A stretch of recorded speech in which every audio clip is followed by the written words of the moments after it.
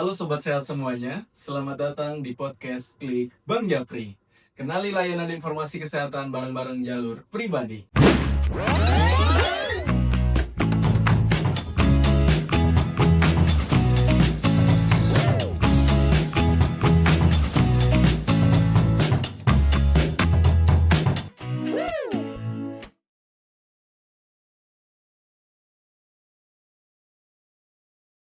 Hari ini kita akan membahas topik yang sangat penting, terutama untuk orang tua dan tenaga pendidik, yaitu BIAS, Bulan Imunisasi Anak Sekolah. Kenapa imunisasi ini sangat penting, dan apa saja tantangannya di lapangan, serta bagaimana peran kita sebagai masyarakat. Telah hadir bersama saya, narasumber yang sangat luar biasa ini adalah Dr. Fevi dan Dr. Wisnu. Oke, Dr. Fevi Rawati, MKM adalah Kepala Bidang P2P Dinas Kesehatan Kota Bekasi. Selamat pagi, Dokter. Selamat datang di podcast Link Bang Japri. Dan di sebelah Dr. Fevi, Anda narasumber yang hebat juga adalah Dr. Mas Wisnu Wardana Wijarnako, SPA MSI Medik. Dokter spesialis anak dan juga bagian dari IDAI, Ikatan Dokter Anak Indonesia. Selamat datang Dr. Fevi dan Dr. Mas Wisnu ya. Saya panggilnya Pak Dr. Wisnu. Siap. Terima kasih sudah meluangkan waktunya dan mari kita mulai apa itu BIAS. Langsung saja Dr. Fevi, izin bertanya, bolehkah dijelaskan kepada sobat sehat semua dan teman-teman Dinkes, apa sih sebenarnya BIAS itu, Dok? Oke, terima kasih Bang Japri. Jadi BIAS itu adalah Bulan Imunisasi Anak Sekolah.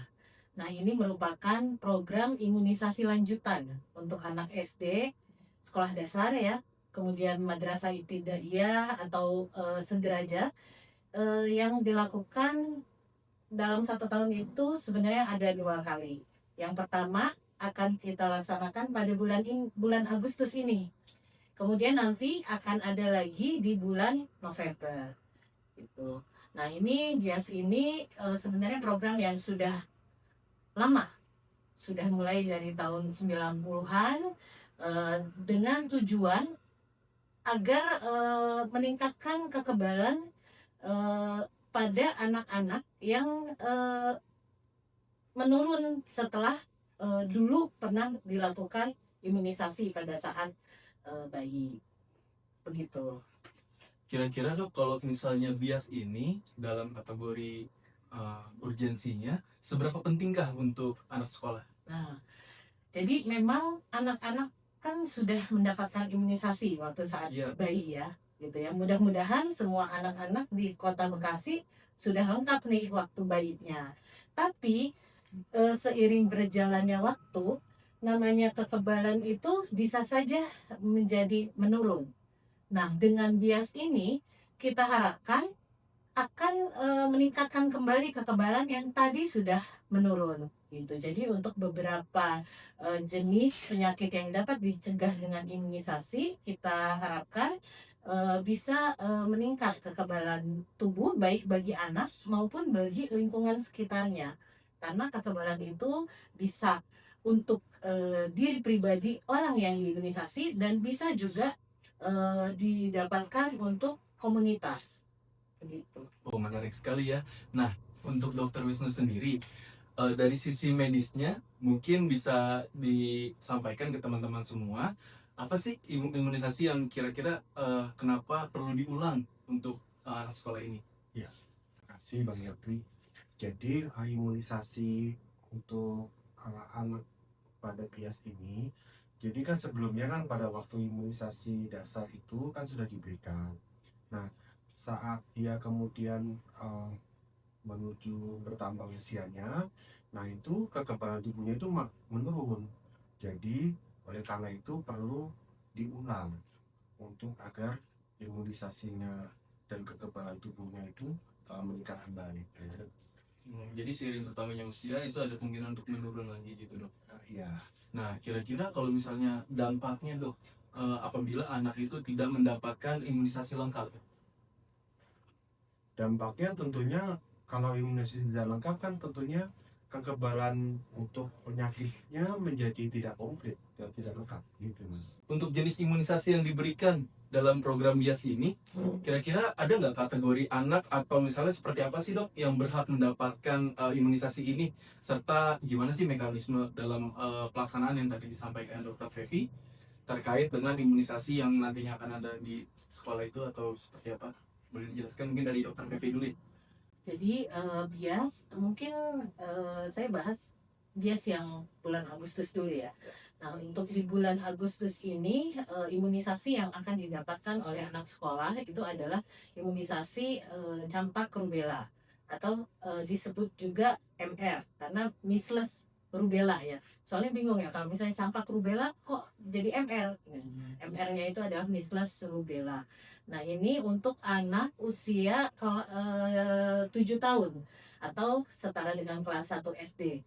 Tapi kan memang kenapa kita bikin ada setaranya usia sekian gitu? Karena kita juga menjangkau bukan hanya anak yang ada di sekolah, tapi mungkin ada anak-anak yang tidak ada di sekolah tapi punya hak yang sama untuk mendapatkan imunisasi ini. Kemudian yang kedua adalah imunisasi HPV. HPV ini diberikan pada anak perempuan. Jadi untuk usia 11 tahun atau kelas 5 SD dan kemudian juga diberikan pada anak usia 12 tahun atau kelas 6 SD jika belum mendapatkan imunisasi pada saat kelas 5 atau juga diberikan kepada anak perempuan usia sekitar umur 15 tahun ya, kelas 9 itu yang belum mendapatkan imunisasi HPV pada saat kelas 5 SD-nya. Kalau untuk kelas 9 sepertinya hampir semua mungkin belum mendapatkan imunisasi HPV karena imunisasi HPV ini menjadi program pemerintah baru kurang lebih 2 tahun yang lalu ya, 2 tahun 2023 kalau salah. Jadi kalau yang kelas 6 mungkin ada yang sudah mendapatkan, tapi kalau kelas 9 sebagian besar belum mendapatkan. Itu untuk yang bias bulan Agustus ini. Nanti pada bulan November akan ada lagi bias. Tapi imunisasi yang diberikannya adalah DT dan TD. Untuk anak kelas 1 DT, kemudian untuk anak kelas 2 dan kelas 5 itu TD. Itu diberikan kalau untuk measles rubella itu diberikan sebagai pencegahan terhadap penyakit campak dan rubella.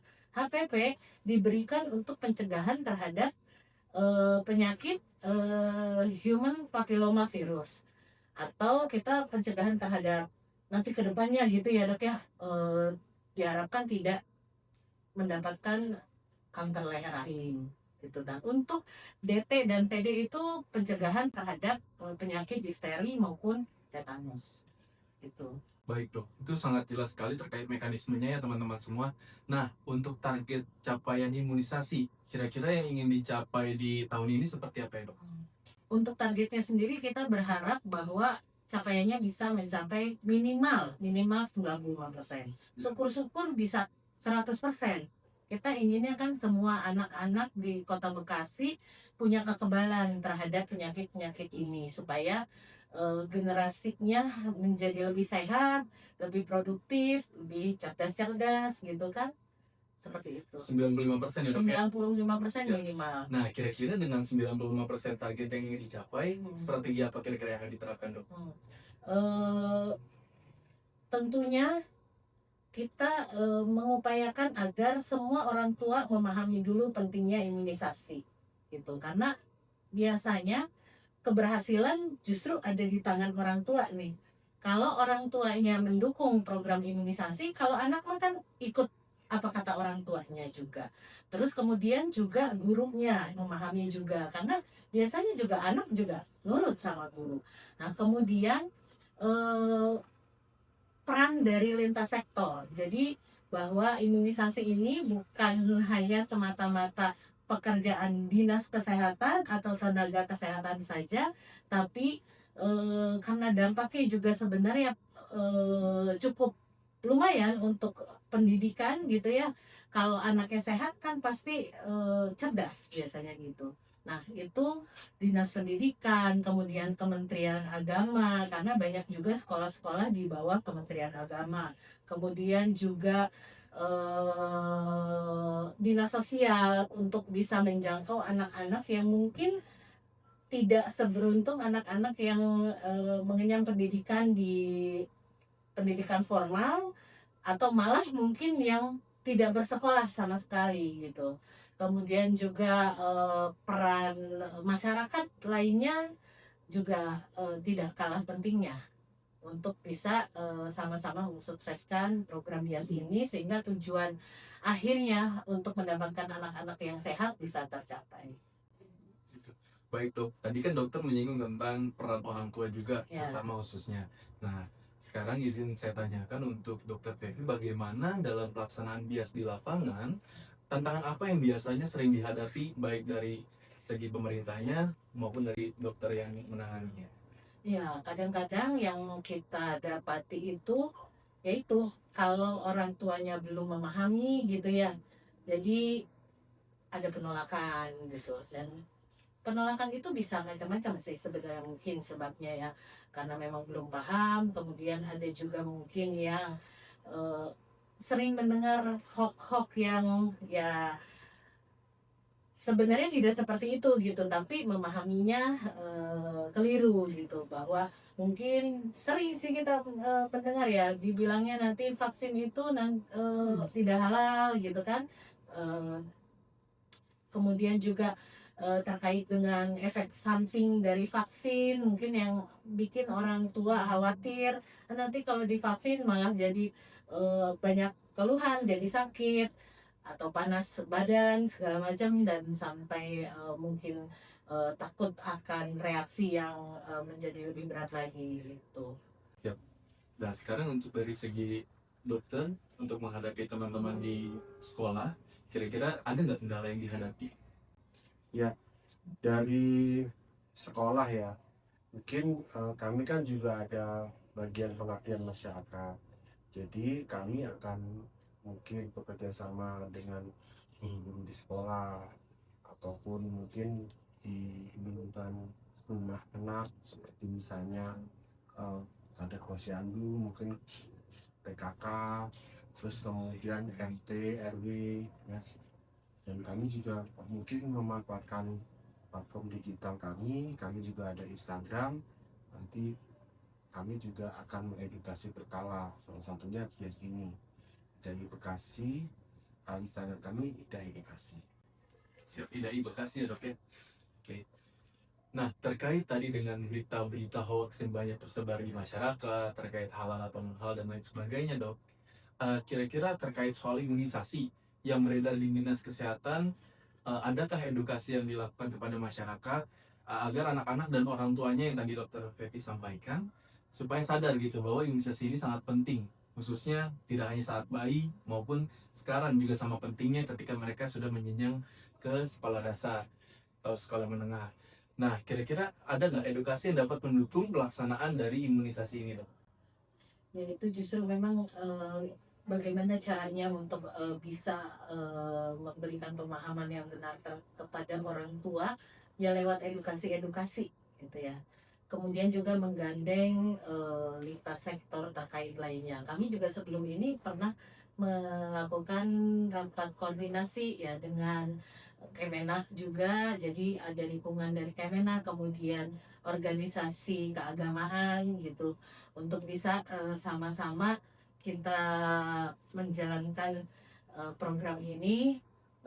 Jadi pentingnya edukasi dan koordinasi dengan sektor lain di luar kesehatan supaya bisa terlaksana program imunisasi ini. Dan kalau masyarakat sudah memahami pentingnya imunisasi, pasti akan mendukung juga pada akhirnya. Siap dokter. Itu kan dari segi pemerintahnya, dan izin bertanya untuk dokter Wisnu bagaimana dari segi dokter Widya? Ida ini kan juga kerjasama dengan Dinas Pemberdayaan Perempuan dan Perlindungan Anak. Nah, di sana juga ada forum anak Bekasi. Nah, forum anak Bekasi itu anggotanya adalah anak-anak dari SD sampai SMA. Nah, yang biasanya mereka adalah pengurus organisasi OSIS di sekolah itu. Nah, itu mungkin dari situ kita mungkin bisa mengadakan misalnya podcast atau edukasi, atau kita juga mungkin ke sekolah-sekolah ya, juga saat pertemuan orang tua atau saat pembagian rapor itu kita bisa juga melakukan edukasi. Dan juga dari Kemenkes sendiri ada program namanya Penari. Jadi sepekan mengejar imunisasi, yang itu programnya diadakan 3 kali, yaitu pada minggu ini ya, pada bulan Agustus tanggal 4 sampai 9 Agustus, kemudian pada saat hari kemerdekaan tanggal 17 Agustus, dan kemudian pada saat hari kesehatan nasional. Nah, mungkin momen itu juga bisa dengan bekerja sama dengan yang terkait, ya seperti guru, kemudian dari kader sekitar lingkungan rumah dari anak, dan juga dari apa namanya tadi Kemenak, terus kemudian Kemendikbud, mungkin bisa saling bekerja sama untuk ini, salah satunya dengan yang program penari ini. Salah satunya kan penari ini juga mengejar untuk Siap.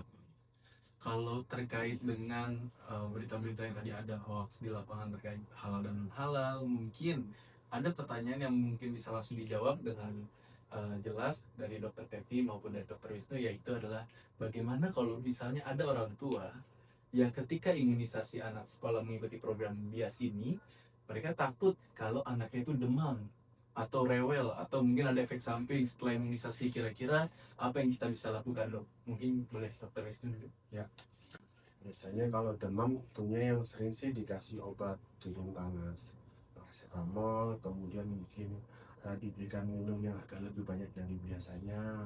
Terus kemudian untuk menenangkannya mungkin biasanya dihibur, mungkin dibacakan buku cerita yang ringan, atau apa namanya, ya diajak bicara, terus mungkin ditenangkan anaknya. Jadi itu reaksi yang wajar ya, Dok ya, kalau misalnya ada demam atau rewel itu ya, Dok ya. Siap. Nah, untuk orang tua nih, kira-kira sebelum dilaksanakan imunisasi terhadap anak-anak sekolah ini, bagaimana atau apa yang perlu disiapkan oleh orang tua sebelum anak diimunisasi? Dan bagaimana cara dokter atau tenaga kesehatan menangani apabila ada anak-anak yang takut disuntik tadi, Dok? Mungkin disiapkan mentalnya ya, mungkin sehari sebelumnya diceritakan, ini besok nanti kamu nanti akan dikasih itu apa, kekebalan tubuh, mungkin misalnya begitu, kekebalan tubuh nanti caranya mungkin dengan dimasukkan obat. Nah, terus kemudian mungkin anaknya juga sebelumnya ya seperti sarapan dulu, mungkin terus kemudian anaknya tidur yang cukup, jadi anaknya tidak kaget kalau selanjutnya akan dilakukan tindakan untuk imunisasi bias. Jawaban yang sangat baik sekali dari Dokter Wisnu. Nah, untuk Dokter Devi, kira-kira bagaimana dan apa yang harus disiapkan oleh orang tua ketika anaknya ada kegiatan imunisasi di sekolah ini?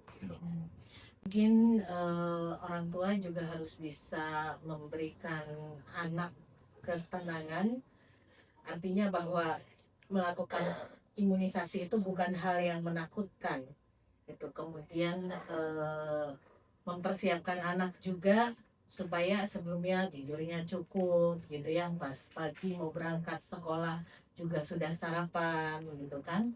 Kemudian menanamkan pada anak bahwa imunisasi bukan hal yang perlu dikhawatirkan oleh anak gitu, bahwa boleh juga sih mungkin nanti kalau udah imunisasi ada dikasih bonus apa gitu sama orang tua, mungkin itu bisa jadi penyemangat juga buat anak, dan menumbuhkan juga rasa percaya diri dan oh ya aku mau diimunisasi.